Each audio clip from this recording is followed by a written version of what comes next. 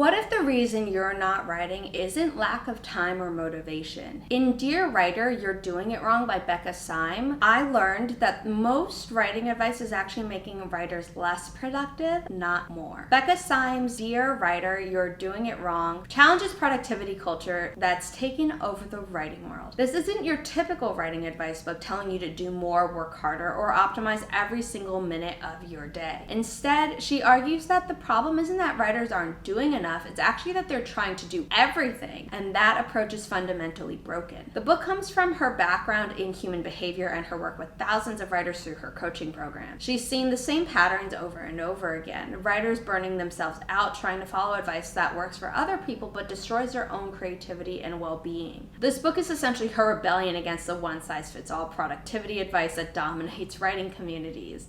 So 4 major insights from this book that I absolutely love are the following. You don't need to be everywhere. In a global community, thanks to the internet, the pressure in writing communities to be on every single social media platform, attend as many writing conferences as possible, and participate in writing challenges left and right and following every new marketing strategy that exists is overwhelming. Syme points out that this trying to be everywhere means you're actually nowhere effectively. If you're spreading your energy so thin that nothing gets your full attention or best effort, what's the point? The book challenges the assumption that more visibility automatically equals more success, and instead suggests that being strategic about where you show up is more valuable than being everywhere half-heartedly. You don't need to write 12 books a year or be a full-time writer to be successful. The productivity culture in writing and the always aspirational goal of being a full-time writer is very unrealistic for many people in this day and age, and it's also not the goal for some people. Like, I personally don't actually want to be a full-time writer. I'm very happy doing my writing on the side of running this publishing company. But culture has created the myth that a real writer must constantly producing at maximum capacity.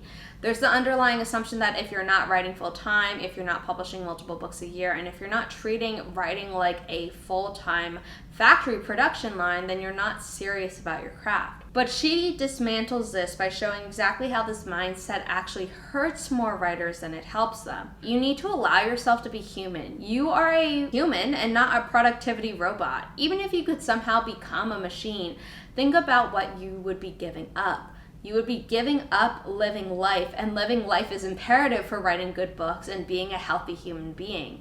Writers need experiences, emotions, downtime, relationships, and yes, even periods of not writing in order to be healthy. The productivity robot mentality treats inefficiencies as something that must be eliminated at all costs, but Syme argues that they're actually essential fuel for creativity. You can't write authentically about the human experience if you're not allowing yourself to have human experiences. Focus on what you do well instead of trying to fix everything. This isn't to say that you should ignore your weaknesses and not try to improve yourself, but if you're very good on a certain social media platform, then you don't need to worry about being on 3 others that you either are doing poorly on or don't have any interest in to begin with. This is probably the most countercultural advice in the book. Most writing advice focuses on identifying your weaknesses and immediately fixing them. If you can't write dialogue or description, this is how you fix it. If you struggle with plot structure, then you need to take a course. If you're bad at social media, here are 50 tips on how to get a ton of followers very quickly. And again, learning new things to improve yourself that you actually want to focus on is a good thing, and you should not take this book or advice as a reason to stop learning or improving. But Syme argues that constantly improving at everything so that you are not failing at anything but aren't excelling at anything either isn't helpful. If you spent some of the time going from failing to mediocre in some areas but took what you were already mediocre or even good at and then elevated yourself by doubling down on what you're already doing better at, then that would have been a better use of your time.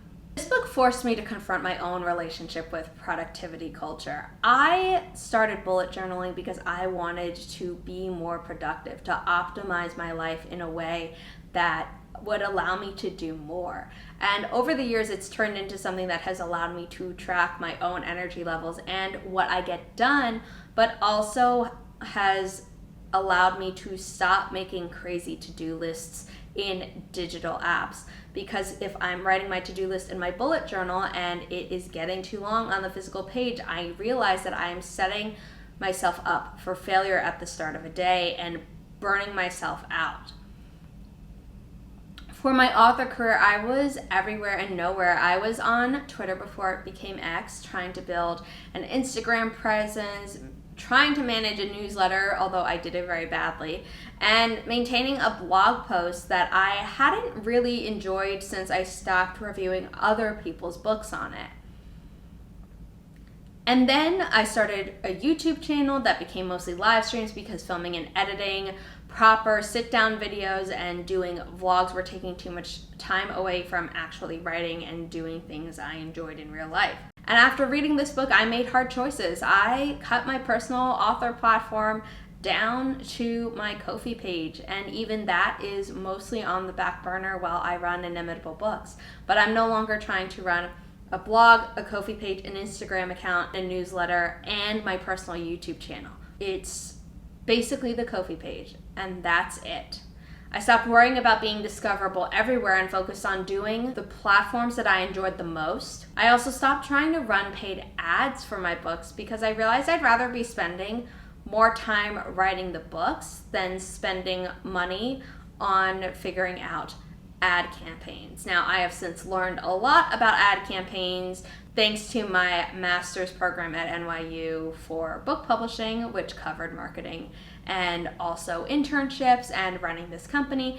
But at the time, I wasn't applying it to my own books because I hadn't learned enough and also wasn't investing that time or money into it because I realized it wasn't helping me the way I wanted it to, and it was becoming a time suck rather than a good thing. A lot of these lessons were at least partially learned by the time I started Inimitable Books, but when new platforms were cropping up, especially when there was a huge exodus from the newly bought Twitter, I wanted to try being on every platform again, not because I personally enjoyed it, but because I was now representing other authors' books. I felt like I should be everywhere to maximize visibility again.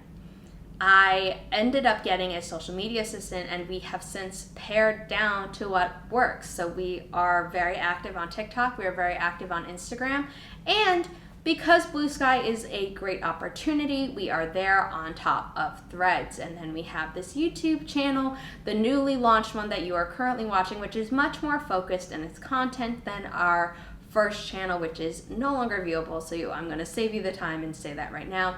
By focusing on what was working and trying a few new things, we sometimes switch up the content forms or the timing of posts. That allows us to double down on what works and still experiment.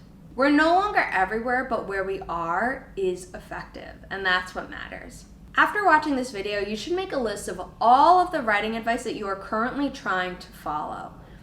It should include marketing advice, productivity systems, writing techniques, networking activities, and anything else you can think of. And it can include videos from our channel as well, because we have been giving writing and marketing and publishing advice through these videos. So be honest about what you're trying to follow, and then be even more honest about what's actually working for you and what's just draining your energy without producing any results that justify the ongoing cost. Pick something from the list that makes you feel stressed, overwhelmed, inadequate, overall negative, and something that you do only because you think you should, not because you want to or because it's working. And then give yourself permission to stop doing that for the next 30 days. If that's too scary, give yourself permission to stop doing it for the next 7 days. And don't replace it with something else. Don't try to optimize it. Just stop doing the thing that is stealing your joy. And then notice what happens when you redirect that energy towards everything else that you are keeping from that list. If you're taking it and putting it towards what you're already good at and trying to become better at, great. If you're putting it towards something that doesn't need improvement but just brings you joy, then that's also great.